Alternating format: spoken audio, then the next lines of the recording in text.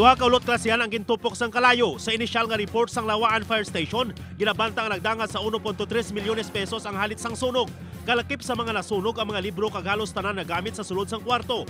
Ginaokupa sang grade 1 kag grade 2 sang Lugda Elementary School ang nasunog. Isa sa gintumod na kausa sang kalayo ang palyado nga linya sang kuryente. Handa ng probinsya sang Capiz sa pag-host ng WVRAA Regional Meet sa sining nga Pebrero. Sa una nga tinion ginpatigayon ang coordination meeting sa nagligan nga semana sa pagpanguna sang sports consultant nga si Carmen Andrade.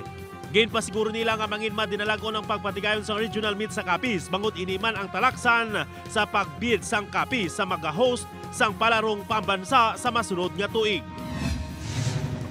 Nag-enkwentro ang militar kag ginapatayan NPA sa barangay Magbalyo, siyudad sang Kabangkalan, Negros Occidental. Suno kay 303rd Brigade Commander Colonel Benedict Arevalo na siplatan sang Troopa ang 5 ka miyembro sang NPA. Pagpadulong sa mga soldado, positibo ang impormasyon kag dito nagluntad ang enkwentro. Duha ka helicopter ang gingamit bilang reinforcement. Nakarecover ang otoridad sa mga basiyo sang AK-47 kag pila ka mga gamit sang rebelde nga nabilin. Wala sa napilasan sa bahin sang soldado, samtang ginakumpirma pa kung bala may nasamaran sa mga rebelde. Padayon ang pagdagsa sa mga turista halin nga ginbuksan ang Boracay sa Oktubre 26. 46% sa masubra 269,000 ka mga turista ang mga dumuluong halin Oktubre tubtob Disyembre.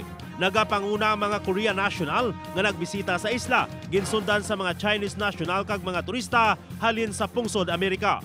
Ginalauman nga mas madamong pagid ang mga kadto subong nga nagahilapit na ang summer kag nagdangat na sa 307 ka mga hotel kag resort ang may accreditation.